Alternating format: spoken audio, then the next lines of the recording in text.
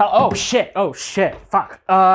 Hey guys, sorry I've been gone for a while. Now I did track my promise to make a video every week, and I expected to make like a video once every 2 weeks, 3 weeks, maybe even a month, but obviously the video recording schedule hasn't quite followed that. Now obviously there's something very different about this video, and I'm not just talking about the new recording space I'm in, which, you know, if I want to record here more often, maybe I need to hang up some posters to make it feel a little bit more, you know, homely, not just, you know, like a freaking orange and, you know, maroon void. No, the primary difference is what you're looking through: the camera. So pretty much for the past 2 months since I've gotten this camera, pretty much all of my free time has been spent just learning how to use the thing and making projects with this thing. And so kind of I've just been really building up a lot of experience. So in a way I have been gone, you know, but I haven't. I've been making stuff, but it's just I haven't posted anything just because I've been learning so much with this camera. So that's pretty much what this video is going to be about. It's going to be about me and this camera, what I've really learned using this camera, and how ultimately kind of my video making philosophy has kind of shifted because of this camera. Now let's put this down so it doesn't fucking distract from the rest of the video. Now you're wondering, oh, what camera did you get, right? Did you get like, you know, a $500 Nikon or something? Or no. I got a Blackmagic Pocket 6K, which is definitely overkill for YouTube, but I didn't get the camera for YouTube, so I'll explain that later. Now, I originally want to get the Blackmagic Pocket 4K because that was kind of, you know, the cheapest of the cameras I wanted to get, but in doing some research, I found that if I wanted to find a decent variety of lenses to use, that the Micro Four Thirds mount, which the 4K uses, is not really a good option. And so my only other option would be to use an EF lens mount. And there are EF to Micro Four Thirds adapters that are sold, but they're like $500, $600. And so I looked at it and I'm like, well, the Blackmagic Pocket 4K plus an adapter plus a lens costs the same as the better camera and the lens, and I don't need an adapter. Might as well go with the better camera. Now, the camera is great. The sensor's great. The image it produces is great once you remove a bunch of the noise in post. The lens is great. I like the way the lens looks, although I think I bought a bit too long of a lens because my camera is literally at the back of the room right now, like in the corner. So I'm gonna have to probably get a little bit shorter of a lens next time. Now, I have used this camera a fair bit. Not like 8 hours a day film shoots a lot, but I have used it enough to kind of run into some difficulties with the camera's flaws. Now, the one thing that might really kill the viability of this camera for somebody out there is the camera's lack of autofocus functionality. So if you look, I'm going back and I'm going out of focus, and you can see the camera's not focusing. And if you see my hand is out of focus, and the camera's not focusing on it no matter how much I wiggle it or push it in and out. So the camera doesn't have autofocus ability. That might kill it for some people. At least for me, I wasn't gonna go around like vlogging with it like in my hand. It's way too big for it anyways, but like considering I'm gonna have this thing locked off on a tripod anyways, and I'm gonna be filming myself, so pretty much any focus adjustment I need to do can be between shots. Like, yeah, it's fine. And you know, the other worst thing about this camera that actually is like a real problem I've had to deal with, and I can't just work around, or, you know, the way I work can get around it, is fucking battery life. I legit have gotten like 30 minutes max out of one of these batteries at most. And I have like 3 of them, so do the math. So good luck trying to film outside with this thing unless you have a like literal bag of these, or you make a whole big rig with a V-mount battery. But, you know, what's the fucking point of taking this relatively compact camera and then putting a whole rail system underneath just to have your view and, you know, portability destroyed by a fucking V-mount. So I have it plugged into a wall outlet right now, so I mean, that problem is mitigated, but again, filming outside, big pain in the ass. However, this camera has a feature that arguably makes those other two flaws, like, tolerable to put up with in exchange for probably one of the best features on a camera of this price class and probably even anything below it. The real star of the show of this camera is Blackmagic RAW. Blackmagic's proprietary RAW format for editing videos in, and oh god, it's just so good. It's just so good. It makes almost all of those other problems worth it. Just almost. Ah! Now, you might be wondering, oh, Powerman, that's great, but you know, like, why are you excited over a RAW format? I mean, you could just convert any compressed stuff to, like, ProRes or Cineform, or just get a different camera with a different RAW codec. Like why this, right? For those of you who don't know all the video lingo terms, RAW format basically is a way to shoot video that makes it so it's much easier to adjust the image afterwards in editing. So my trusty Galaxy S10 here, which I previously shot on either H.264 or H.265 for video.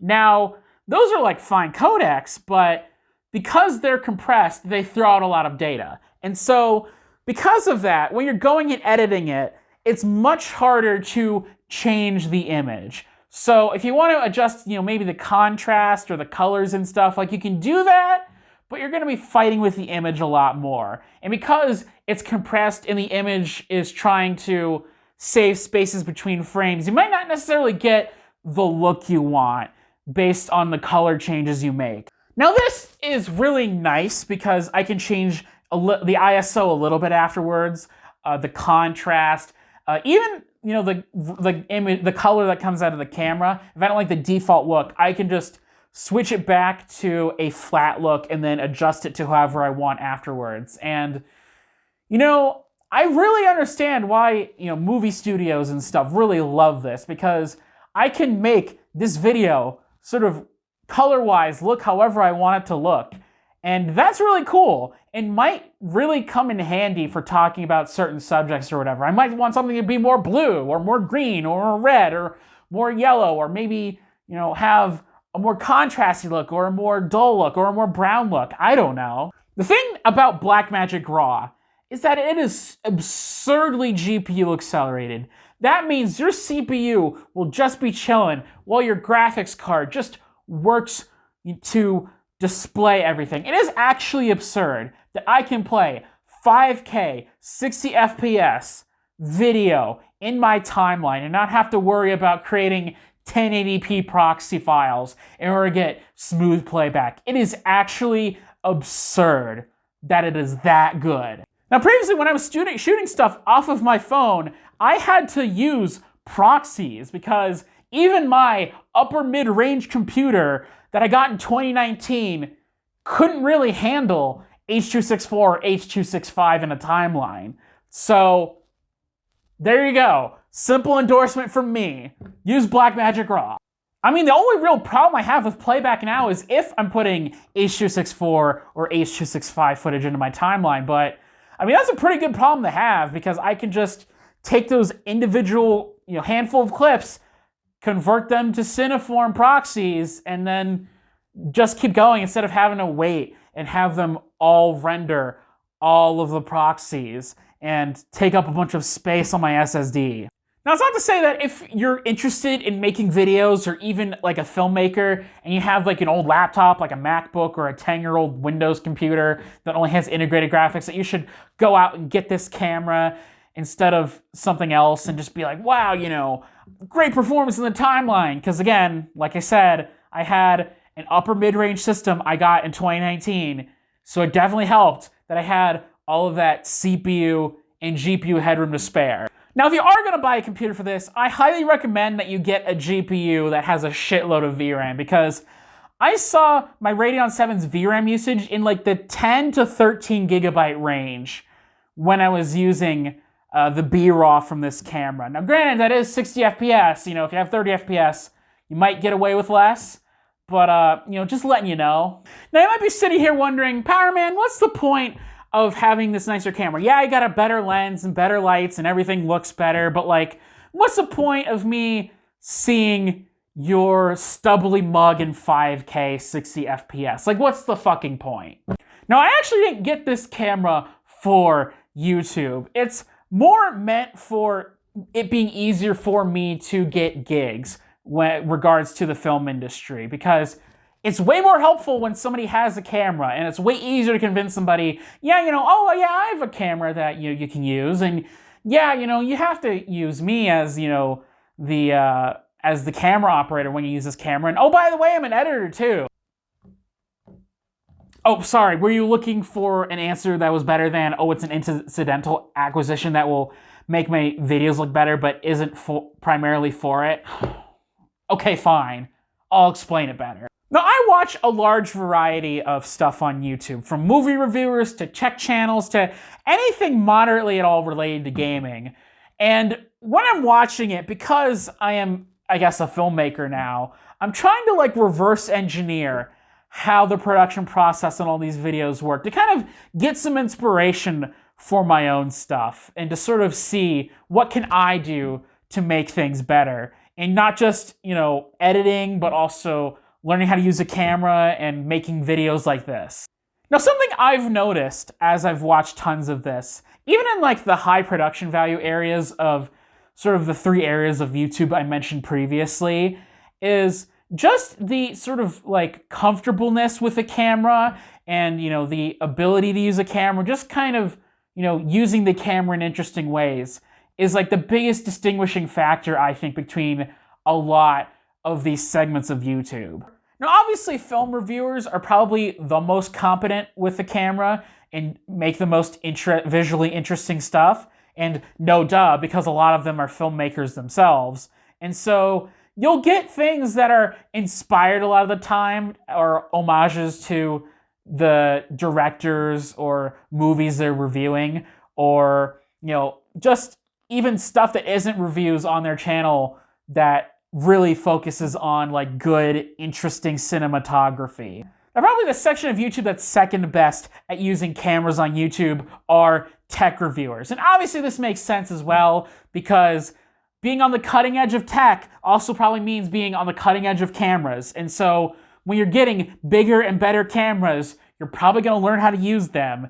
And so you'll see a lot of high-end tech reviewers, like really high production value, just create these eye-wateringly beautiful shots of like super mundane things like graphics cards and phones, but just, it's just so beautiful you can almost cry. But at the end of the day, it's just B-roll. It's just there so you don't have to look at the guy's talking head.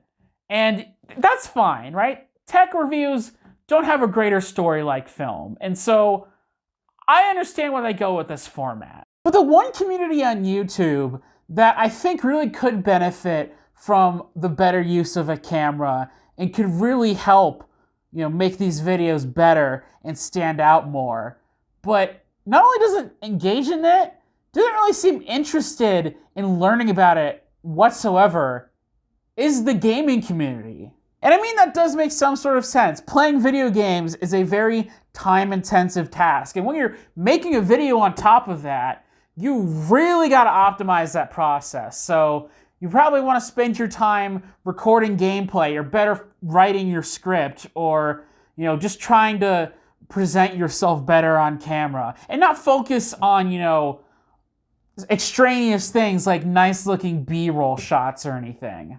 Now, the only gaming channel, at least on YouTube, that I think I see regularly engages in like good cinematography and making things visually interesting is My Life in Gaming.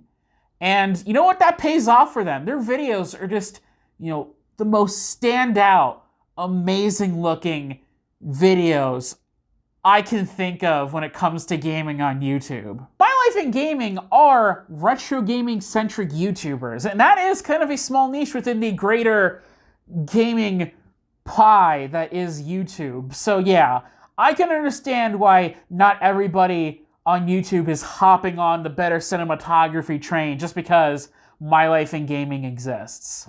So what I'm hoping to do with this camera is not just create better shots or interesting visuals, that hopefully it can put enough pressure on the rest of gaming YouTube so that way they are more willing to embrace that they can make visuals that also stand out. I'm so tired of seeing video essays that are the same generic, voiceover over gameplay footage, and it's always over the same couple clips that I've seen before in other video essays. And so I just want there to be a visually distinct, interesting style from each creator on YouTube when they talk about games, and not just always the same, VO, or maybe just, guy in front of a camera with a bunch of game shelves in the back or something. If this plan is actually going to work, I have no idea. I have no idea if anybody's going to even watch these videos, even though